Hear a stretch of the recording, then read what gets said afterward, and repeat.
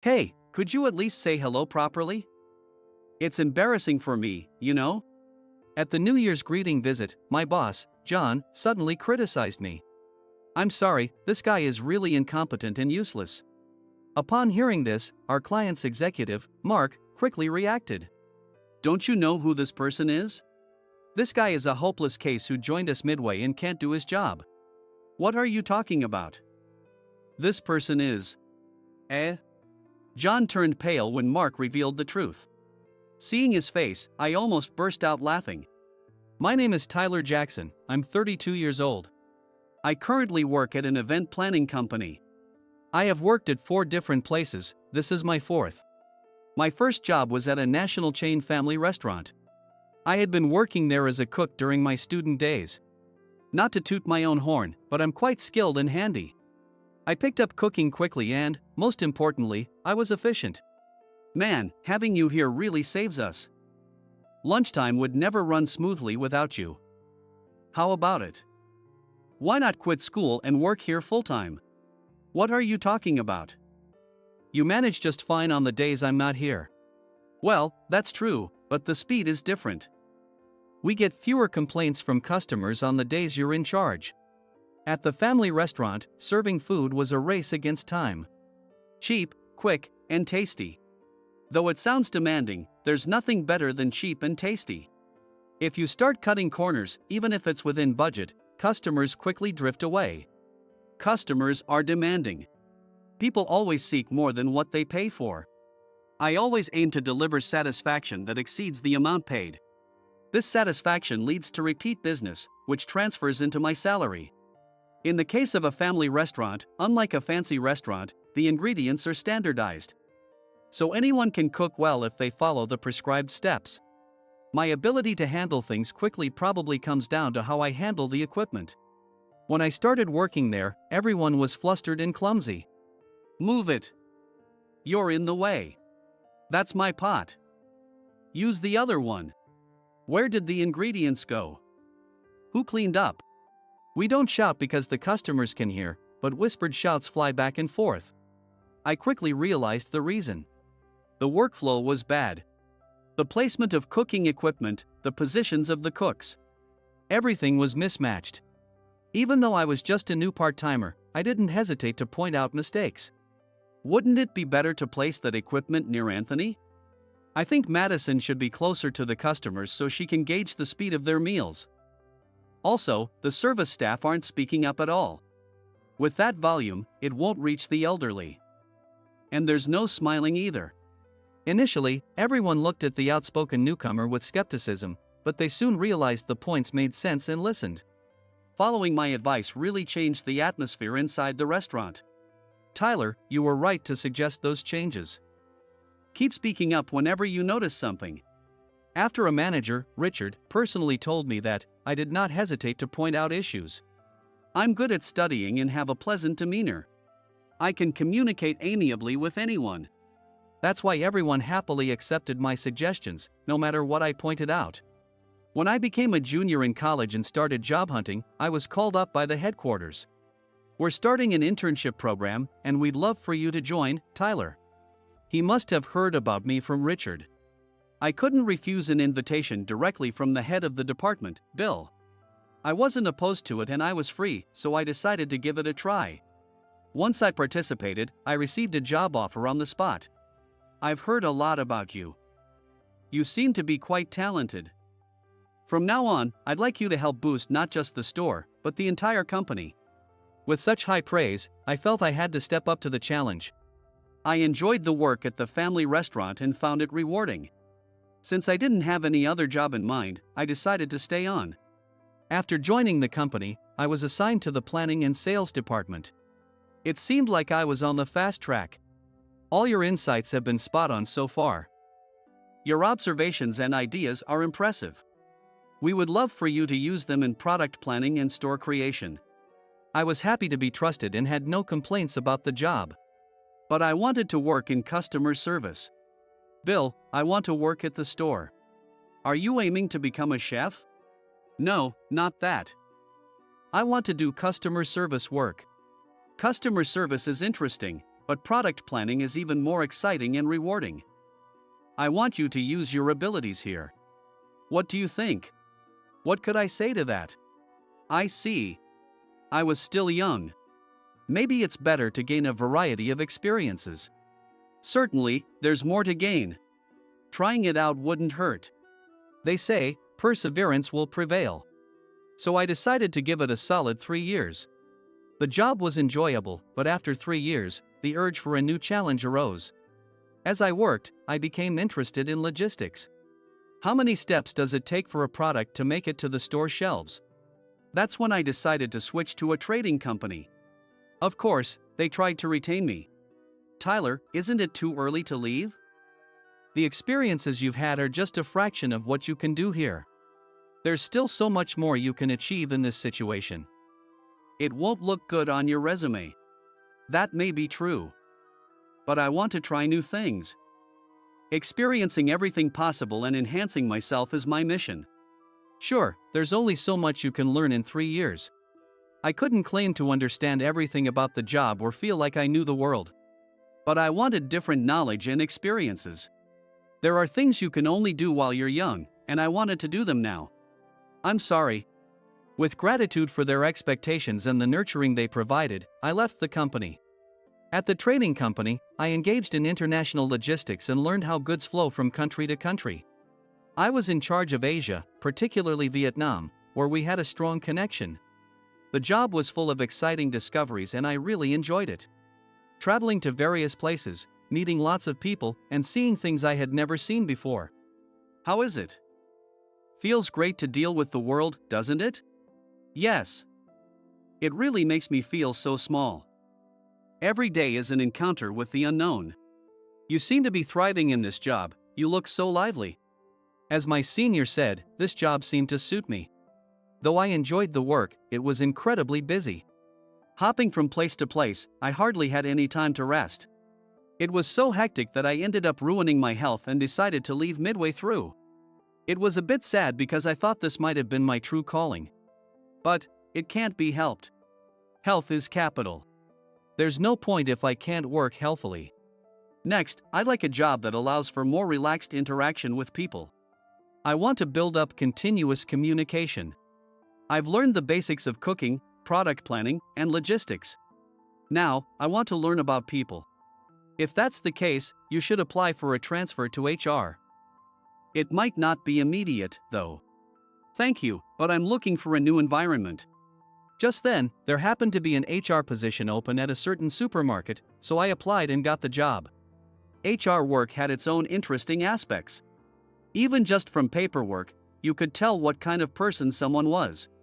Mr. A doesn't seem to have a very good work attitude. It's a waste because he's capable. Ms. B is frequently late. Since she's good at making excuses, it might be better if she works in sales. Mr. C works too much. I'll ask the general affairs to send him some energy drinks. I enjoyed communicating with these strangers. I also got to handle job interviews. Tyler, would you like to be an interviewer for next year's new graduates? Really? Can I? It's important to have the perspective of someone from the same generation. I'm counting on your honest opinions. Understood. During my job hunting days, the toughest part was self-promotion. What should I say to make a good impression? What should my material be? How should I structure my speech? I worried about these things and had many sleepless nights. But when I actually became an interviewer, I was surprised to realize how off-base my concerns were. Frankly, the content of the conversation doesn't really matter. It's all about how you carry yourself. The way you talk, how you move your gaze, your gestures. Those are the things I couldn't stop noticing. So, this is how I was being viewed. This kid is lying. Even if it's not a lie, they're exaggerating a lot. Watching how they spoke, I could strangely tell when they were lying. Well, most people tend to exaggerate when promoting themselves, so it's best to take it with a grain of salt.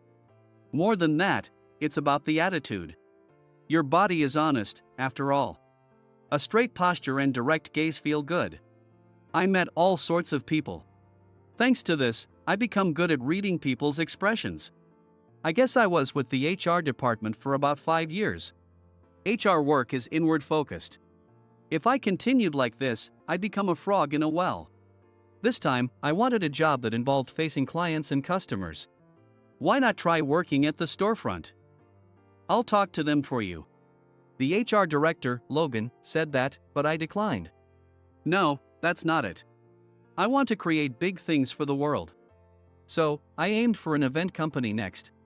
By then, I had experience in cooking, product planning, logistics, and HR. I wanted to use all this knowledge and experience to launch a big event. That ambition was burning inside me. The company I found was a subcontractor for a major advertising firm. They handled all sorts of events like concerts, sports events, and trade shows. Being a subcontractor, they were still sizable enough that I could propose my own projects. I had a particular plan I desperately wanted to implement. This company was the place to make it happen. Please tell us about your motivation for changing jobs. Yes. I want to create a new food event, and that's why I'm applying for your company. Oh, a food event, huh? What kind? An educational event that covers the entire process from farm to table, where people can learn while having fun. That's a grand idea. Through your company's events, I intend to greatly change the future of food. Wow, that's ambitious. What kind of future are you envisioning? A future with zero food waste, that is friendly to the environment, our stomachs, and the fields. Can I count on you to make this happen? Leave it to me. With such passion, I joined the company, but it turned out to be quite a place. No, the company itself wasn't bad. The problem was my boss. My direct supervisor, the department head, John, was quite a character. Sarcasm, favoritism, and even harassment were commonplace. Everyone treated him like a ticking bomb to avoid upsetting him. I think, just file a complaint with compliance, but since it wasn't a large company, it seemed too much to make a big deal out of it. So everyone treated John with non-confrontational attitudes. Tyler, I heard you've changed jobs several times. Man, people these days have no grit. Yeah. Well, there are various reasons for that. What kind of reasons? Various kinds. Poof.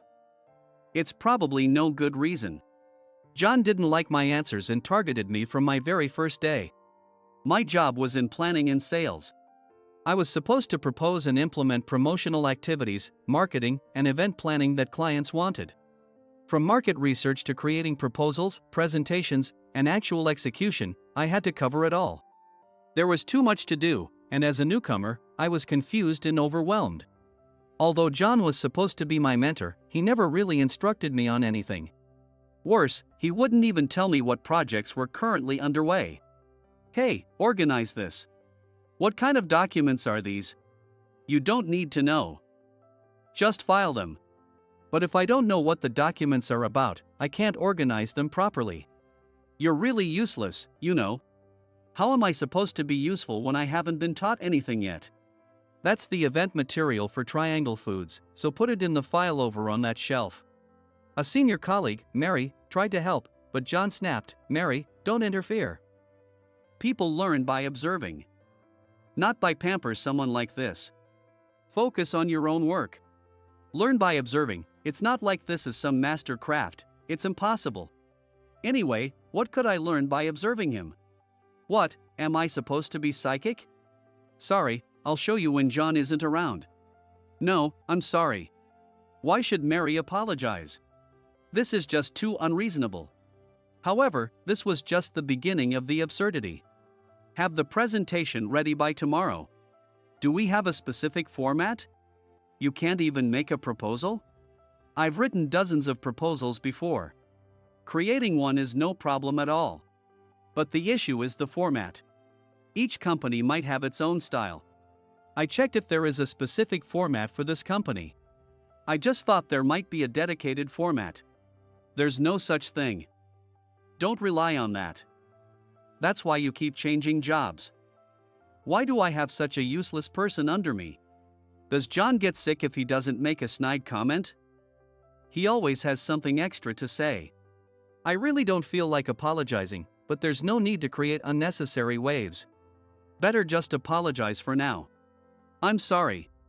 With renewed focus, I set about creating the proposal. The truth is, I love making proposals. Turning the ideas in my head into a tangible form and delivering them to others to make them a reality. I can freely present what I like. Is there a more exciting document than this? Confident in both the proposal and the presentation, I quickly completed the document. Perhaps displeased with the efficiency and quality, John threw the proposal as soon as he saw it. What do you mean by this? What do you mean? What do I mean? Why haven't you used the format?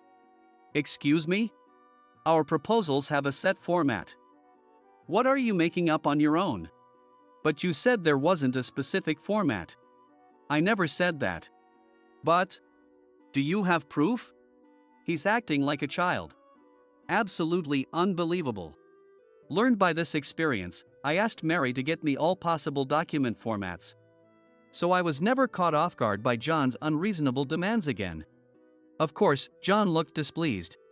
The end-of-year Christmas party was also a challenge. Being the newest mid-career hire, I was assigned to organize it, as it seemed to be considered the lowest of the low tasks. Thinking that just drinking would be boring, I chose a venue with karaoke to facilitate easier communication. Even if conversation stalled, singing would definitely keep things lively.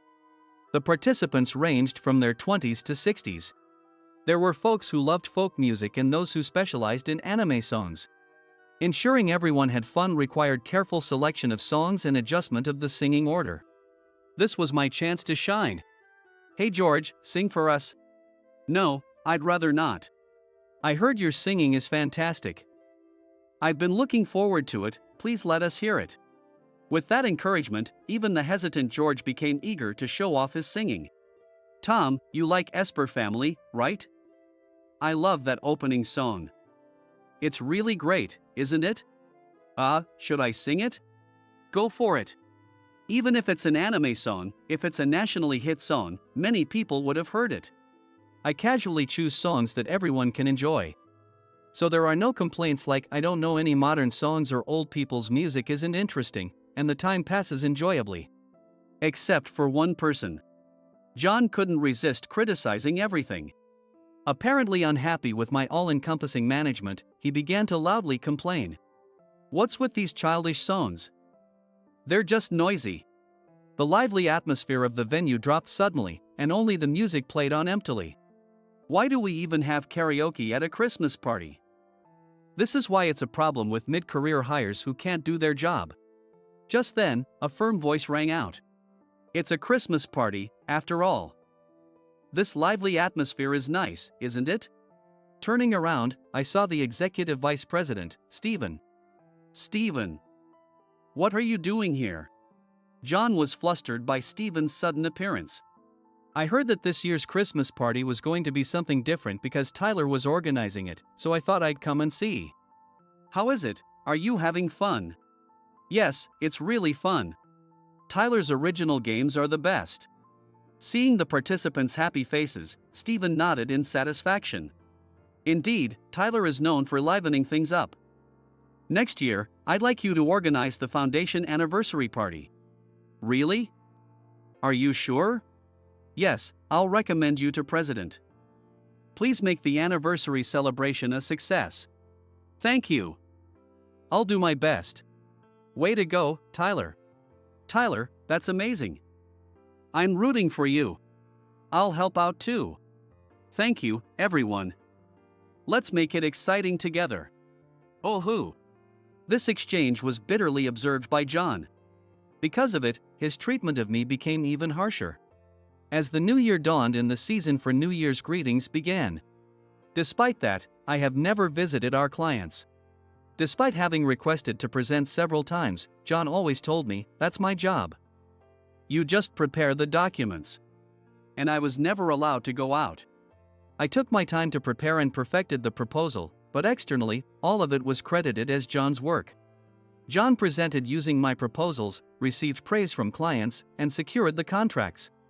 People in our department knew it was my work, but those outside did not realize that John was taking credit for my efforts.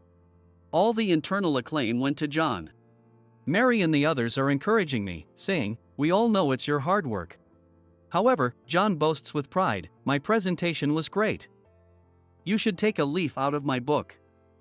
Well, it might be impossible for you, since you joined the company midway. It was actually my explanation that he merely repeated in his presentation.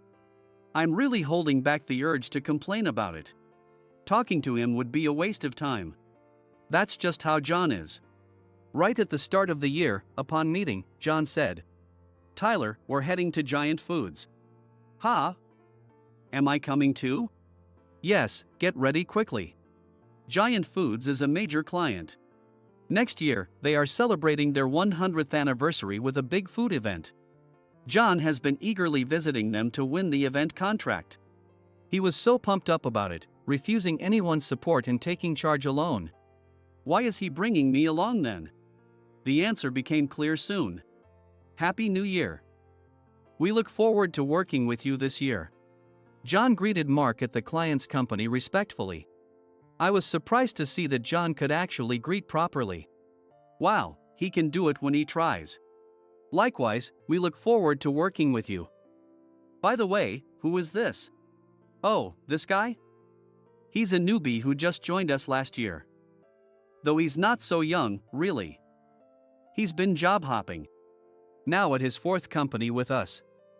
Whether it's his lack of patience or skill. Really, the youth these days are problematic. I've been asked by President to take care of him now. Despite not being asked, John belittled me in front of our client. Hey, aren't you going to say hello properly? You're making me look bad. I mean, I haven't even been given a chance to speak yet? It seems John wants to show off as the cool me, training an incompetent and useless newbie. I'm sorry, this guy really is an incapable newbie. When John said that, Mark looked puzzled. Don't you know this person? He's an incompetent dud who joined us midway and can't do his job. What are you talking about? This man is the grandson of Chairman, Mr. Miller, from our company. He's extremely competent and is our future president. Aren't you being quite rude? What? John's face went pale when Mark revealed this fact. But, their last names are different. The chairman is Mr. Miller, right? This guy is Mr. Jackson. He's the grandson on his mother's side. Huh? Yes, my grandfather is chairman of Giant Foods. My mother, his only daughter, married my father who worked in an advertising agency and left home. Grandpa was furious initially about not taking a son-in-law but changed his attitude when I was born and doted on me. We'll make Tyler the heir. Upon this sudden declaration, my mother was furious and wanted to cut ties, but my father mediated, suggesting, "Let's let Tyler decide when he's older." As my father was an orphan, he was fearful of my mother breaking off ties with her family, so he played mediator between my grandfather and mother. I used to visit my grandfather's house often, and Mark, then an executive assistant, would come along. Tyler is my grandson. He's the important heir who will become the president of Giant Foods one day. Take good care of him. Since he often said this whenever we met, Mark knew me well. Mark found me excellent tutors and took care of me on various occasions. He's well aware of my frequent job changes and the reasons behind them. Tyler has been exceptionally talented since he was young. He will likely take over as president soon. For that, he is working hard. To call such Tyler incompetent and useless, could you explain exactly how he is incompetent and useless? Mark pursued the question with a sharp gaze. John seems quite flustered, with beads of sweat rolling down his face. So, he didn't bring me along knowing about my background after all. Seeing John in such a state is starting to make me feel sorry for him. John, you're sweating a lot. Here, use this. I took out a handkerchief and tried to pass it to John. Shut up. I don't need that. You're drenched in sweat, and Tyler offered you a handkerchief. What do you mean by that? Is this how you always treat people? What do you say? Tyler? As I'm struggling to answer, a cornered John doubles down. Mark, you might not know this, but this guy has switched jobs 3 times. 3 times, you hear? Our company is his 4th. 3 job changes in just 10 years. None of his jobs lasted, all ended prematurely. That's because he's incompetent and useless. If we treat him special just because he's chairman's grandson, he'll get even lazier and stop working altogether. Do you understand that? Him as a presidential candidate? That's a joke. What would happen if we left it to someone like him? It'd be the end of Giant Foods. John, clearly agitated, rattles off in a heated tone. Indeed, I have changed jobs 3 times. Maybe, as John says, 3 times in 10 years is a lot. However, it's all within the scope of my future planning. I am currently undergoing training for my future role as president. Cooking, customer service, product planning, logistics, human resources, events. All these areas are deeply related to the operations at Giant Foods. I'm embedding the experience gained in the field into my knowledge. This will greatly aid in my duties as president. To move people in the world, one must understand the feelings of those being moved. They say a detective needs to visit the crime scene 100 times. I think being a president is somewhat similar. A president is busy. Once appointed, there's no time to visit the field. So, it's better to gain all possible experiences now, while I have the freedom to do so. That's why I chose to job hop to the sites I deemed necessary for my future. John, you might not know this, but there was a reason behind each of my job changes. Yes, I haven't just randomly picked jobs. I've chosen and learned from fields that would be beneficial to know once I become president. I chose our current company because I thought I could apply it to marketing. Presentation, sales methods, reception. Events involve these considerations, right? I wanted to understand these tactics. To see what goes on in the minds of those who stage them. But you've just given me menial tasks and never let me do the real work. My patience has reached its limit. Enough is enough. I can't keep up with this anymore. I decide to fight back. Even the proposal for this project was mine, wasn't it? Even the presentation, you asked me to prepare the prompt, right? I reveal the truth in front of Mark.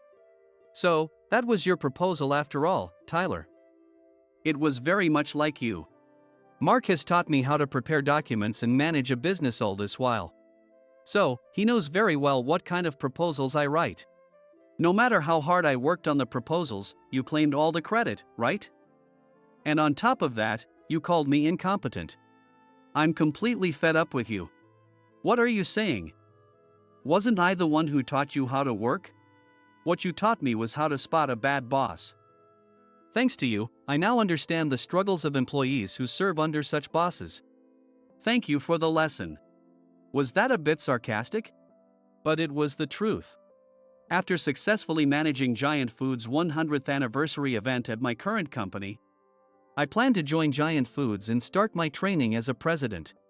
I won't become president immediately, but I'll assume a significant position as soon as I join.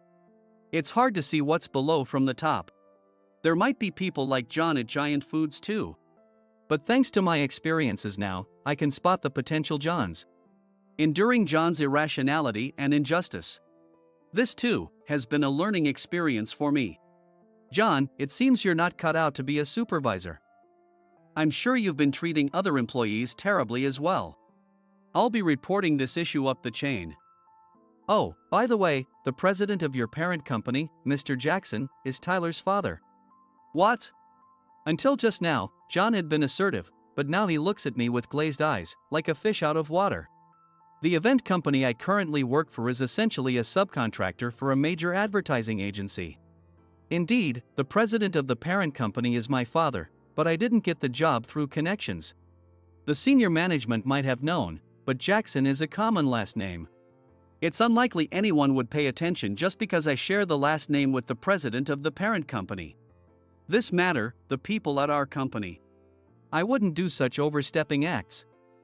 However, it might come up in family conversations. That would be problematic.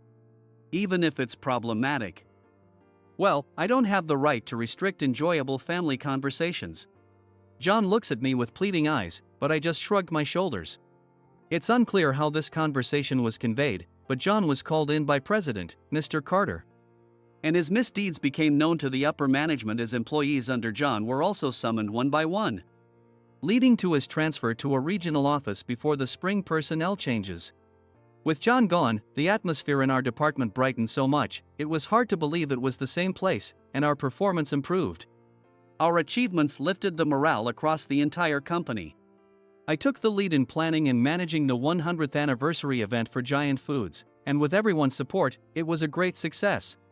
Following this success, our company took on the event management business for Giant Foods. This is incredible. For a small company like ours to handle the events for a giant like Giant Foods. Tyler, aren't you going to get a promotion? Yeah, it really is amazing. Thanks to Tyler, work has become so much more enjoyable for us all. With this team, we can do even more exciting things. Everyone was thrilled with the success and looked forward to new goals with shining eyes, but unfortunately, I couldn't continue to work with them. That's right, you guys can create the best events. It's a pity I can't join you. As I explained the situation, everyone looked sad and tried to persuade me to stay.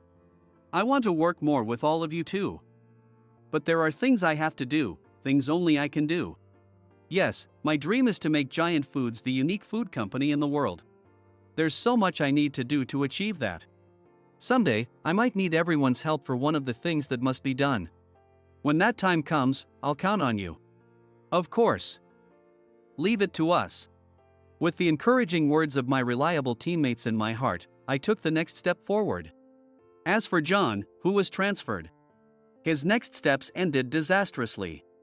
Having relied on his subordinates for work and hoarded the credit for himself, he was clueless about how to manage his work. A man who couldn't even put together a proper document couldn't survive in a regional position. He soon submitted his resignation and retreated to his family's rural home. His family runs a farm, so maybe someday I might encounter him through work. I wonder if he will have improved by then. Well, what happens to him isn't important. What matters is my job. Today, as always, I am bustling about to make Giant Foods a uniquely unparalleled food company. I need to win over both the executives and the field workers, and there are technical issues to address too. Honestly, I'm anxious about whether I can achieve the future I envision. But because I have supportive teammates, I can keep pushing forward. Using all the experience and knowledge I've accumulated, I will continue to forge ahead on the path I believe in.